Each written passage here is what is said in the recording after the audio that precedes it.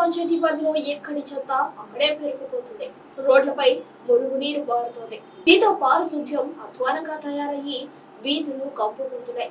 రోజుల తరబడి చెత్త పేరుకుపోవడంతో దోమల దాడి పెరిగింది. దీంతో అంటువ్యాధులు ప్రబలుతున్నాయని ప్రజలు ఆందోళన వ్యక్తం చేస్తున్నారు.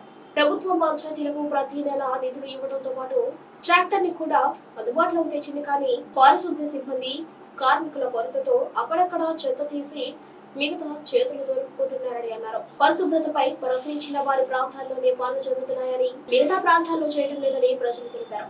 ఇప్పటికైనా ఉన్నతాధికారులు స్పందించి ఫాగింగ్ యంత్రాల ద్వారా దోమల మందును పిచికారీ చేసి దోమల బెడద నుంచి అల్లూరు నగర పంచాయతీ ప్రజలను కాపాడాలని కోరారు. అల్లూరు నగర పంచాయతీ పరిధిలో ఎక్కడి చెత్త అక్కడే పెరిగిపోతుంది. రోడ్లపై మురుగునీరు పారుతోంది. దీంతో పారిశుధ్యం అధ్వానంగా తయారయ్యి వీధులు కంపుకుంటున్నాయి. రోజుల తరబడి చెత్త పేరుకుపోవడంతో దోమల దాడి పెరిగింది. దీంతో అంటువ్యాధులు ప్రబలుతున్నాయని ప్రజలు ఆందోళన వ్యక్తం చేస్తున్నారు.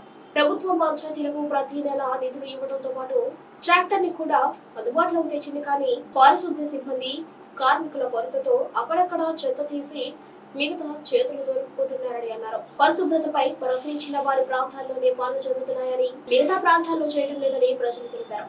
ఇప్పటికైనా ఉన్నతాధికారులు స్పందించి ఫాగింగ్ యంత్రాల ద్వారా దోమల మందును పిచికారీ చేసి దోమల బెడద నుంచి అల్లూరు నగర పంచాయతీ ప్రజలను కాపాడాలని కోరారు. ఈ రోజు గతంలో మేజర్ పంచాయతీగా ఉన్న అల్లూరిని నగర పంచాయతీగా మార్చి ప్రజల మీద లక్షల్లో పన్నులు వసూలు చేస్తూ ప్రజల్ని ఆర్థికంగా ఇబ్బందులకు గురి చేస్తున్నారు ఈ పన్నుల రూపంలో. కానీ ప్రజలు లక్షల్లో పన్నులు కడతా ఉన్నా కానీ నగర పంచాయతీ పరిధిలో ప్రజలకు కావాల్సినటువంటి సౌకర్యాలు వీళ్ళు నగర పంచాయతీ వాళ్ళు కల్పించడం లేదు శాఖాపరంగా. ఎందుకంటే ఈరోజు అల్లూరు నగరంలో ఎక్కడ చూసినా ఈ పారిశుద్ధ్య లోపం ఎక్కువగా కనిపిస్తుంది.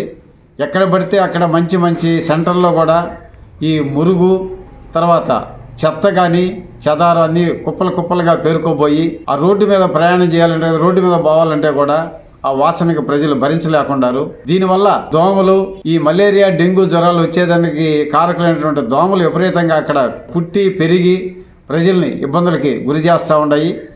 కానీ నగర పంచాయతీ సిబ్బంది అసలు ఏం చేస్తారో అర్థం కావడం లేదు. నగర పంచాయతీ సిబ్బంది అసలు వీళ్ళు నగర పంచాయతీ అసలు నిద్రపోతుందా ఏందని, అదేవిధంగా లక్షల్లో పన్నులు వసూలు చేస్తూ ఉన్నా కానీ మామూలుగా అయితే గతంలో మేజర్ పంచాయతీగా ఉన్నప్పుడు ప్రతి సంవత్సరం కూడా ఈ దోమలు ఏ కాలంలో అయితే ప్రబలతో ఎక్కువగా ముందు జాగ్రత్తగా ఫాగింగ్ మిషన్తో ముందు స్ప్రే చేసేవాళ్ళు. కానీ ఇప్పుడు కనీసం ఇటీవల అల్లూరు నగర పంచాయతీలు ఎక్కడా కూడా ఫాగింగ్ మిషన్లు పెట్టి ముందు స్ప్రే చేసిన దాఖలాలే లేదు, పాపాన లేదు. దీనివల్ల దోమలు విపరీతంగా పెరిగి ఇప్పుడు ప్రజలు కూడా చర్చించుకుంటారు. పొగులు కూడా దోమ గుడితే సూది గుట్టినట్టుగా ఉంది, సూదేసినట్టుగా ఉంది. ఆ దోమలు అసలు ఒంటికి అతుక్కోబోతున్నాయి, వాళ్తున్నాయి గుడ్డల మీద, శరీరం మీద. దీనివల్ల మలేరియా డెంగ్యూ జ్వరాలు ఎక్కువగా వస్తున్నాయి. అయితే ఎక్కువగా మనకి అల్లూరు నగర పంచాయతీ పరిధిలో సుమారుగా ఎస్సీ ఎస్టీ బీసీ కాలనీలు అయితే 24 కాలనీలు ఉన్నాయి. ఈ కాలనీలో విపరీతంగా డ్రైనేజీ సౌకర్యం లేక మురుగు పెరిగిపోయి ఈ రోడ్ల మీద కూడా మురుగు నీరు చేరిపోయి డ్రైనేజీ సరిగా లేక ఈ కాలనీలో ఈ మలేరియా డెంగ్యూ జ్వరాలు ఎక్కువగా వచ్చి ప్రజలు నానా ఇబ్బందులు పడుతున్నారు. దీంట్లో ఈ నగర పంచాయతీ వాళ్ళ యొక్క నిర్లక్ష్య వైఖరి ఉంది.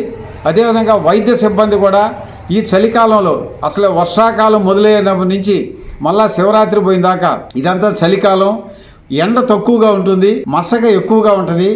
దీనివల్ల దోమలు ఈ మలేరియా జ్వరాలు దోమలు పెరిగి వచ్చిన వాతావరణం ఎక్కువ. కానీ ఈ టైంలో ఈ ఫాగింగ్ మిషన్తో దోమల్ని చంపేదానికి ప్రయత్నం చేయలేదు. తర్వాత వైద్య సిబ్బంది కూడా ఈ కాలం ఎక్కువగా జ్వరాలు వచ్చే సీజన్ ఇది, అందుకని మనం ఈ కాలనీల్లో ఈ ఏఎన్ఎంలు అయితేమి, ఆశా వర్కర్లు అయితేమి, వైద్య శాఖ సిబ్బంది అందరూ కూడా కాలనీల్లో సర్వే చేసి ఎక్కడెక్కడ జ్వరాలు ఏ కాలనీలో ఉన్నాయో అక్కడ వైద్య శిబిరాలు ఏర్పాటు చేసి వాళ్ళకి సరైన వైద్య సౌకర్యాలు కూడా ఏర్పాటు చేసే దాంట్లో కూడా వీళ్ళు నిర్లక్ష్యంగా ఉన్నారు.